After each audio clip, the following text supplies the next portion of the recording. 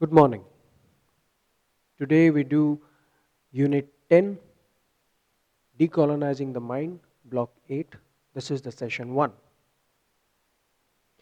We begin with Edward Said, his essay on Orientalism. We start with that. Edward Said was a Palestinian American literary theorist and advocate for Palestinian rights. He was a university professor of English and comparative literature at Columbia University and a founding figure in post colonial studies. He died in September 2003 after a long battle with cancer. Many scholars nowadays use Edward Said's work to attempt to overturn long held, often taken for granted, Western ideological biases regarding non Westerners in scholarly thought. Some post colonial scholars would even say that the West idea of itself was constructed largely by saying what others were not. If Europe evolved out of Christendom as not the Byzantium, early modern Europe in the late 16th century, see the Battle of Lepanto in 1571, defined itself as the not Turkey. Here, Edward Said puts forward several definitions of Orientalism in the introduction to Orientalism. Some of these have been more widely quoted and influential than the others. I'll quote a few texts. I quote, a way of coming to terms with the Orient that is based on the Orient's special place in the European Western experience. Unquote. I quote the second. A style of thought based upon an ontological and epistemological distinction made between the Orient and most of the time the Occident. Unquote. A Western style for dominating, reconstructing, and having authority over the Orient. These are quite a few popular definitions that Edward Said had written in Orientalism. Another one, particularly valuable as a sign of European Atlantic power over the Orient than it is as a veridic discourse about the Orient. A distribution of geopolitical awareness into aesthetic, scholarly, economic, sociological, historical, and psychological test. Now, in his preface, the preface which he wrote in 2003 edition of Orientalism, he also warned against the, I quote, falsely unifying rubrics that invent collective identities, unquote. Now, citing such terms as America, the West, and Islam, which were leading to what he felt was a manufactured clash of civilization. Now, this book, Orientalism, was published in 1978. As we know, it's by Edward Said, that has been highly influential and controversial in post colonial studies and other fields. In this book, he effectively redefined the term Orientalism to mean a constellation of false assumptions underlying Western attitudes towards the Middle East. The body of scholarship is marked by a subtle and persistent ecocentric prejudice against Arabo Islamic people and their culture. Now, he argued that a long tradition of romanticized images of Asia and the Middle East in Western culture had served as an implicit justification for European and the American colonial and imperial ambitions. Just as fiercely, he denounced the practice of Arab elites who internalized the US and British Orientalist ideas of Arabic culture. So far as the United States seem to be concerned, it is not a slight overstatement to say that Muslims and Arabs are essentially seen as either oil suppliers or potential terrorists. Very, little of the detail, the human density, the passion of Arab Muslim life has entered the awareness of even those people whose profession is to report the Arab world. What we have instead is a series of crude, essentialized caricatures of the Islamic world. It is presented in such a way as to make that world vulnerable to military aggression.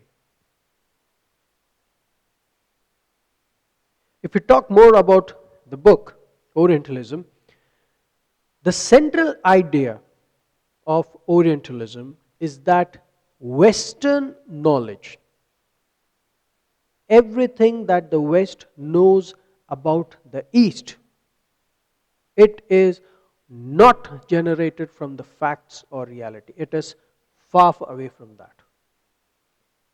It is from a preconceived notion, or let me say archetypes, that envision all Eastern societies as fundamentally similar to one another and fundamentally dissimilar to Western societies. They think that this is what all of them are like, and they are not like us. I'm talking about the Western society. That's what they think. This is a prior knowledge establishes the East as antithetical to the West. Such Eastern knowledge is constructed with literary text and historical records that often are limited understanding of the facts of life in the Middle East.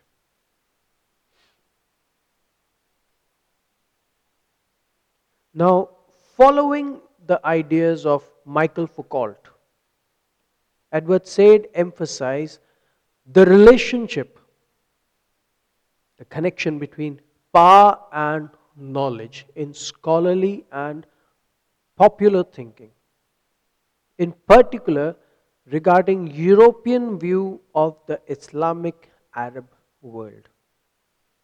He also argued that Orient and Occident worked as oppositional terms, so that the Orient was constructed as a negative inversion of the Western culture.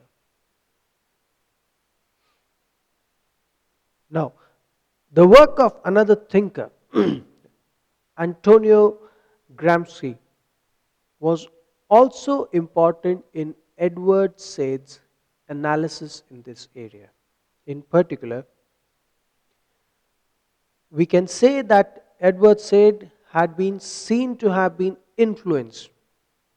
That's it, as influenced by Gramsci's notion of hegemony in understanding the pervasiveness of Orientalist constructs and representation in Western scholarship and reporting and the relation to the exercise of power over the Orient. Now, although Edward Said limited his discussion to academic study of Middle Eastern, African, and Asian culture and history, he firmly asserted that, I quote his words, Orientalism is and does not merely represent a significant dimension of modern political and intellectual culture. Unquote. Now, his discussion of academic Orientalism is almost entirely limited to the late 19th and early 20th century scholarship.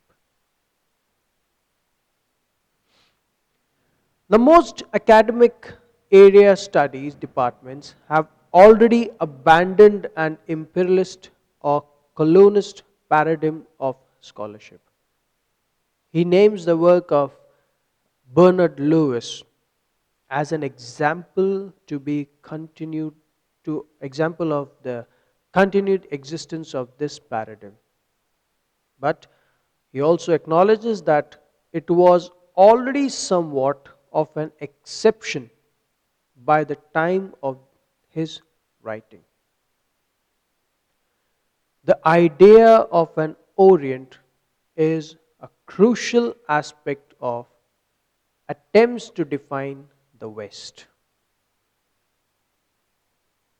Thus, histories of the Greco Persian Wars may contrast the monarchical government of the Persian Empire with the democratic traditions of Athens. As a way to make a more general comparison between the Greeks and the Persians, and between the West and the East, or Europe and Asia, but make no mention of the other Greek city states, most of which were not ruled democratically.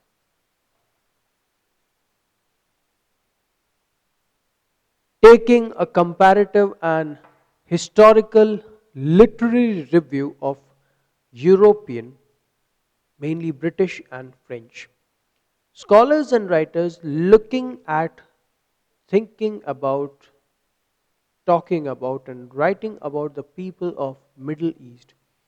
Now, Edward Said sought to lay bare the relations of power between the colonizer and the colonized in those texts. Or let me say, the people who ruled and the people who were ruled. Some, Let me give you an example like the British were the colonizers and the Indians were colonized. It's out of the context, but still. Now, Said's writings have had far reaching implications beyond area studies in Middle East to studies of imperialist Western attitudes to India, China, and elsewhere. It was one of the foundational texts of post colonial studies. He developed and modified his ideas in his book, Culture and Imperialism. Now, in this particular session, we'll be discussing a few more people and the text that they have written. Next in line is Ijaz Ahmed. Now, Ijaz Ahmed is a Marxist literary theorist and a political commentator based in India. He was born in Uttar Pradesh just before India had attained or gained freedom from the British rule. And it was during the time of partition that he and his family moved over to Pakistan. After his studies and getting uh, his degrees, he worked in many colleges and universities, many renowned universities in the US and Canada. Now we try to find out the reason he points out for disagreeing with Frederick Jameson. For that, we need to understand what third world literature is all about.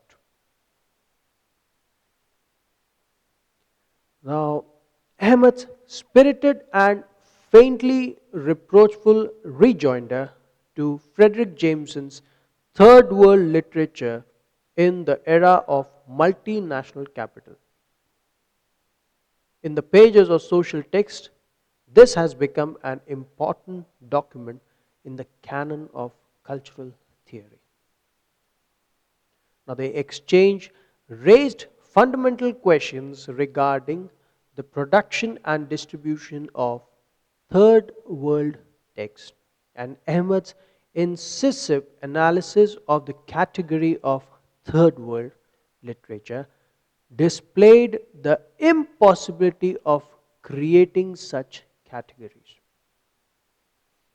Ahmed's compelling insights and his wide knowledge of various literatures were evident in that article and is again a feature of his latest publication, In Theory, Classes, Nations, Literature. Now, what is, however, most striking in this work, or something which is too good, is his efforts to locate literary theory as it developed in the Anglo American Academy.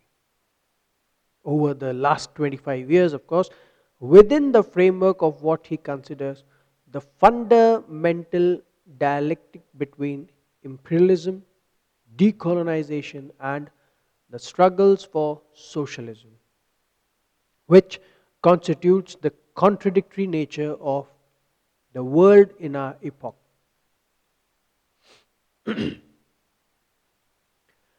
Ahmed's unquestioning acceptance of this fundamental dialectic provides him with a variety of definite political and philosophical space from which he builds a provocative argument concerning the de-radicalization of American academy.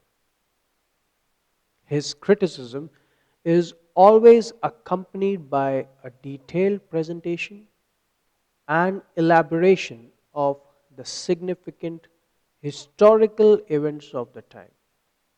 Indeed, as he points out, the problem of the determinate set of meditations which connect the cultural productions of a period with kinds of production and political processes is rarely addressed with any degree of rigor in precisely those branches of literary theory where issues of colony and empire are most lengthily addressed. Now, Ahmed's goal clearly is to rejuvenate a Marxist tradition, which has, according to him, become completely subordinate to other theoretical positions.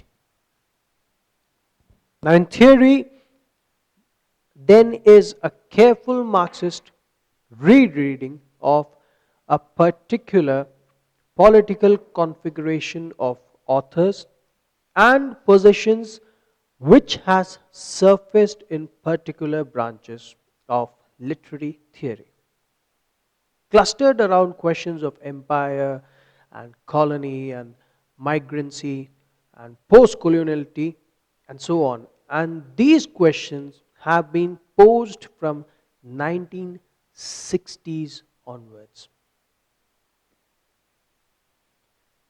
This book includes 8 essays covering these authors and positions and a lengthy introduction in which Ahmed manages to explain the turn towards post structuralism in the American academy against the backdrop of essential global realities. His historical analysis of the emergence and subsequent success of post structuralism is a compelling one, and his ability to arrange and distinguish significant parallels between literary movements and global or national politico-cultural shifts are almost always convincing. Ahmed's historical sweep embraces the political changes and calamities in the last 25 years. But in the end, he moves too rapidly back and forth between political events, literary figures, and literary critics, trying at the same time to elucidate these complex configurations within the framework of defining paradigm. Ahmed had been exactly right in pointing out that Jameson's proclamation on all third world literature had been made precisely because Jameson needed such a closed category to produce a theory of third world literature. Now, Ahmed, however, does not hesitate occasionally to construct similarly dubious categories in order to produce unproblematized theory of nation, decolonization, immigration, or post coloniality. Ahmed's generalizations are perhaps most evident in his discussions on languages of class ideologies of immigration. In this chapter, Ahmed argues that the combination of class origin, professional ambition, and the lack of prior grounding in a stable socialist praxis predisposes a great many of the radicalized immigrants located in the metropolitan universities towards an opportunist kind of third worldism as the appropriate form of oppositional politics. While Ahmed's point is definitely valid, it is simplistic to assume that any cultural space, whether it be in the so called first or third world, is without its contradiction.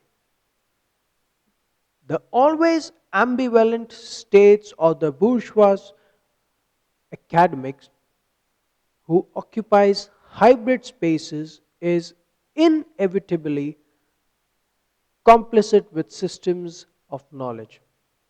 Perhaps it is more productive to reflect on the complexities of immigrant subject position and the apparent choices of the immigrant scholar. Now, some critics have suggested, for instance, that the contradictory locations most immigrant scholars inhibit prevent them from taking on master codes such as third worldism without problematization. Ahmed, with his knowledge of global. Now, I hope this had been helpful to you. And in the coming session, we'll be discussing the other literary theories in the unit Decolonizing the Mind. In this session, we have discussed Edward Said's Orientalism and Ahmed's viewpoint. Thank you.